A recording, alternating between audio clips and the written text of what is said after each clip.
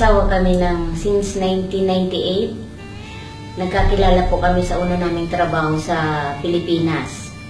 Nagpaplano pa lang kami mag-asawa, pero that time wala naman kami pampakasal. So, nagpunta siya ng Dubai. Ang plan niya, 2 years lang, makaipon, uuwi na sa Philippines. Magpapakasal, tapos doon na kami mag-i-start ng buhay namin sa Philippines. Pag-uwi namin, nagpakasal kami sa West.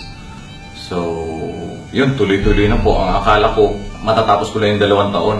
Tapos tama na. So, na-realize ko po, pag may asawa pala, medyo lumalaki din yung expenses. After ng kasal actually, 9 days after, bumalik na kaagad siya ng Dubai kasi wala na ngang pera at saka yung bakasyon din, 1 month lang naman bakasyon niya. Nung nandito na siya sa Dubai, sinabi niya sa akin na kailangan sumunod ako kahit after a year or before kasi hindi nga pwedeng magkahiwalay ang mag-asawa dahil sa paniniwala niya nga dapat pag mag-asawa magkasama. Na-realize ko po na kapag magkahiwalay ho pala kayo ng asawa mo, iba ho talaga, hindi yung contentment mo, yung kasayahan mo, hindi ho kumpleto. So sinikap ko ho talaga na dapat magkasama talaga kapag mag-asawa at magkasama ho talaga, especially kung may family na ho kayo, kasi ang hirap ho talaga. Kaya po pinilit kong makasama ko siya dito at sinikap kong i-apply kasi wala naman po talaga akong source or enough pera para i-visit visa siya para makapunta dito at maghanap ng work. So, yun, in-apply ko siya ng in-apply kung saan-saan. Dala-dala ko yung biodata niya or CV niya. Ina-apply ko siya kung saan-saan companies. Finally, nagustuhan ko yung CV niya, yung biodata niya. At yun, natanggap naman po siya. Sumunod ako after less than a year. Pagdating nga dito sa Dubai, doon na nag-start yung realization na ang hirap kasi ang sweldo na in-offer sa akin that time, akala ko malaki na. Kaya lang na-realize ko na dito pala, upa pa lang niya ng bahay. So ang sweldo ko, napunta lang lahat sa upa ng bahay. Si dati nagtatrabaho siya sa Inok, EPCO, as cashier sa convenience store. Ako naman, nagtatrabaho ako sa Le Meridian as Junior Accounts Receivable Officer.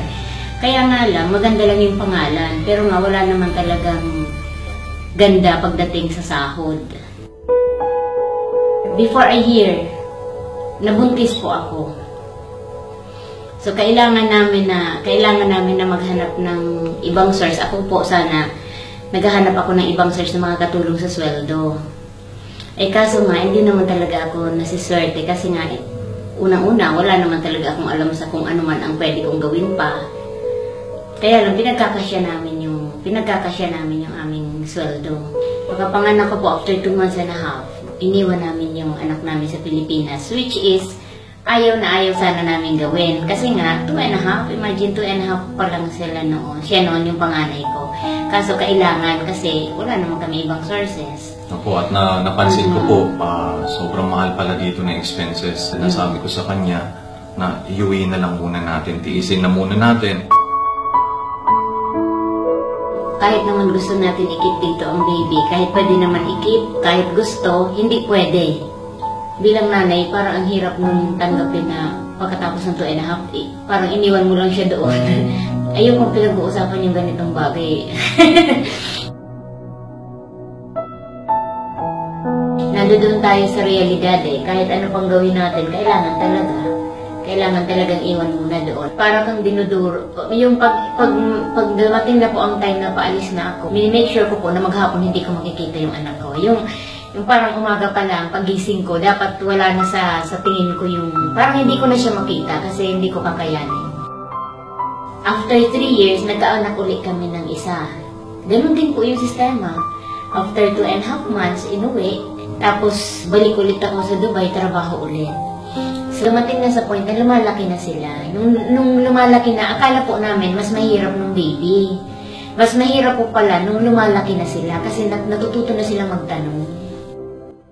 Yung panganay ko, ayaw na kaming kausapin kasi nga lumalaki na siya, hindi niya maintindihan kung ba't wala kami.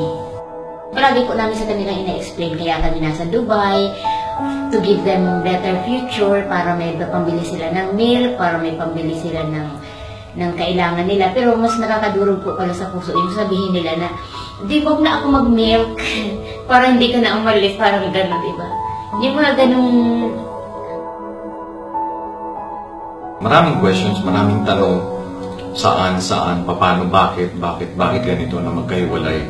Dapat hindi ganito kasi family ho, dapat magkasama. Kaya lang, hindi ho talaga po pwede for now, kaya kailangan namin umalis. Doon ko rin po na-realize na kapag wala po pala sa tabi ang magulang, ang mga bata, hindi kayo close. Yung parang hindi sila maniwala sa mga sasabihin ng magulang. Kasi mas naniniwala ko sila doon sa nag-alaga sa kanila. Ano ba ang paraan, sabi ko sa kanya, na pwedeng mabago to. Ginagawa naman po namin lahat, gumagawa kami ng paraan ng extra income, pero hindi pa rin talaga enough. Ilan ang part-time niya po? Mga 2 hanggang 3. Tapos yung regular hours niya pa. Tuloy-tuloy yun. Pero kahit na nga ganun po kasipag, hindi pa rin po talaga hindi pa rin talaga makuha yung mga gusto namin na makuha. Ang plano lang naman namin, makasama yung mga bata. Parang ang hirap kunin. Yun lang naman simple yung kasama sila.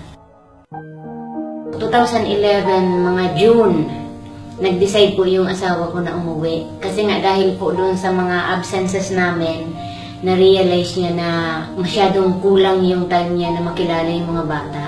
Nag-decide po siya na umuwi ng few months para makasama sila ng normal. Sinamantala po yung pagkakataon na yun na maghanap-hanap ng mapagkitaan na iba. Pero wala pa rin po talaga. Until such time po na yung isa kong kaibigan, 2011 po, hinahanap niya daw ako.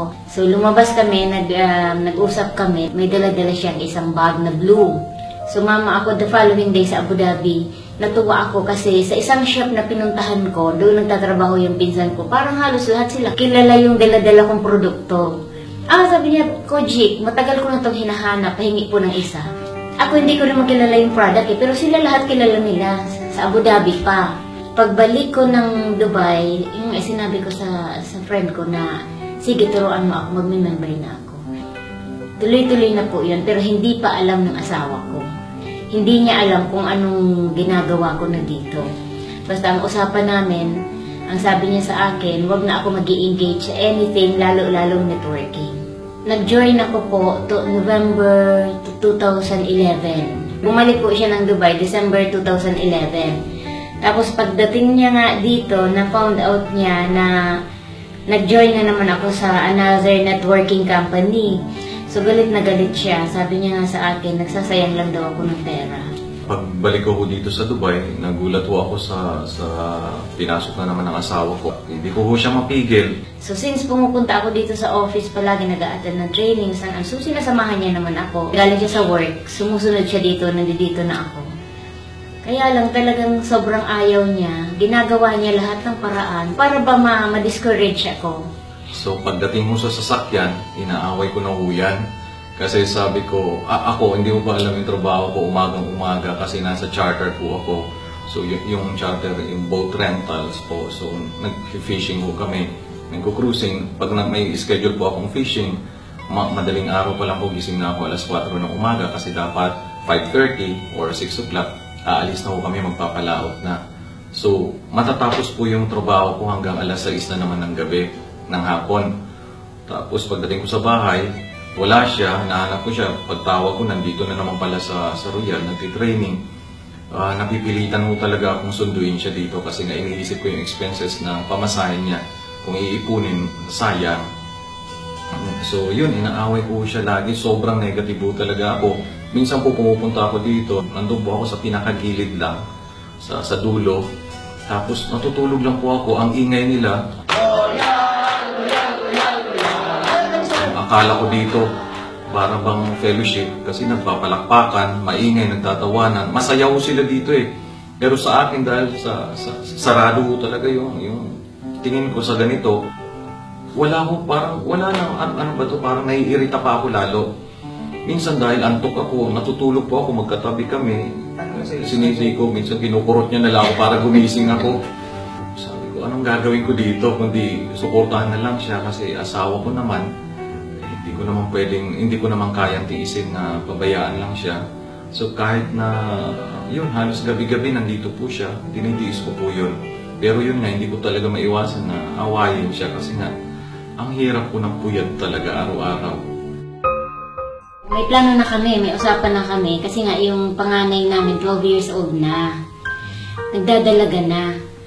Sabi ng nanay ko, kailangan na daw ng guidance ng magunang nanay. So, may usapan kami na March 2012, magre-resign na ako sa work, mag-for good na ako sa Philippines. So, di ba yung konsepto namin ng pamilyang magkakasama na buo, di pala yung nagiging totoo pag hindi present yung sources.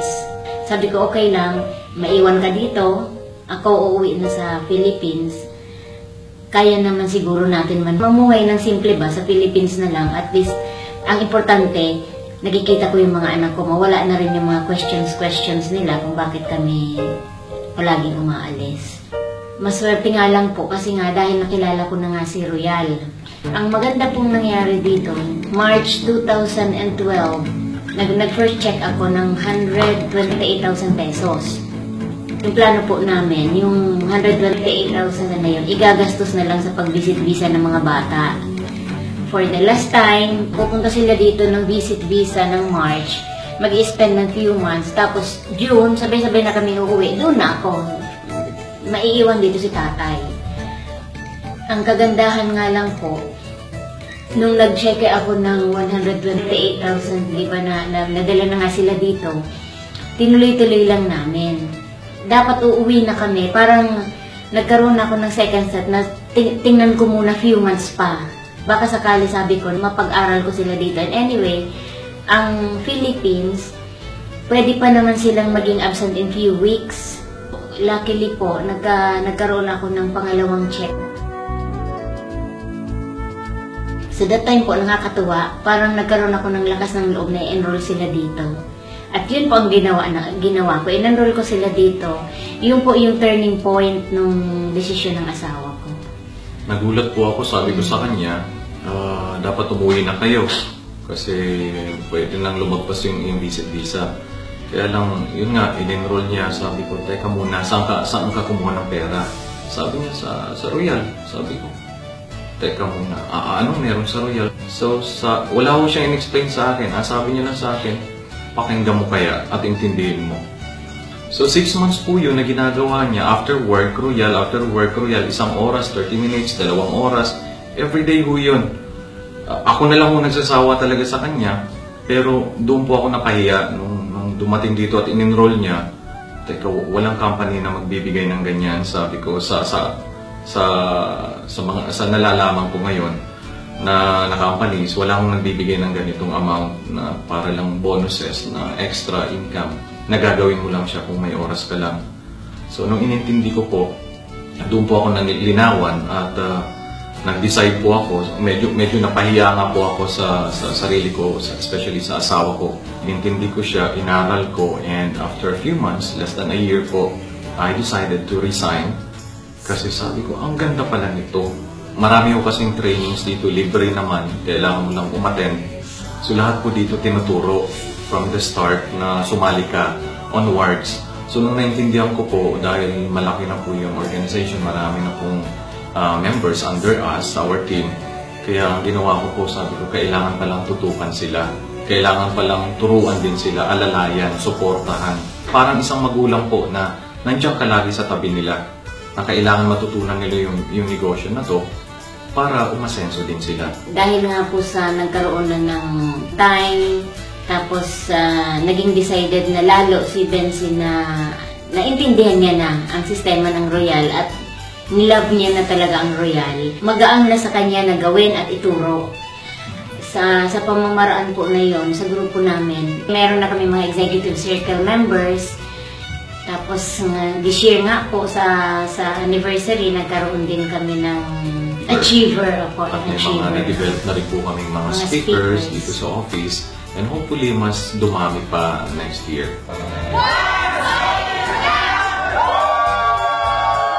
Napaka-supportive niya.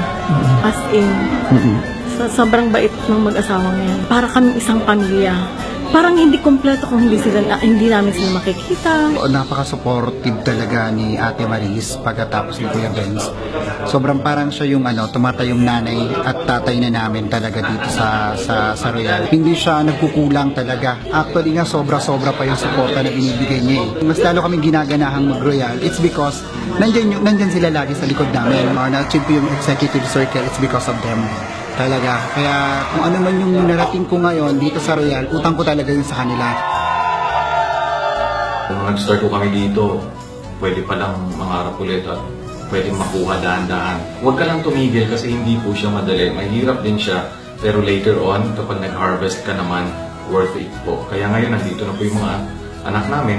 Kasama na po namin sila almost 3 years na sila. No? 3 years. 3 years na po sila nakasama namin at ang sarap pala pagkasama ang pamilya.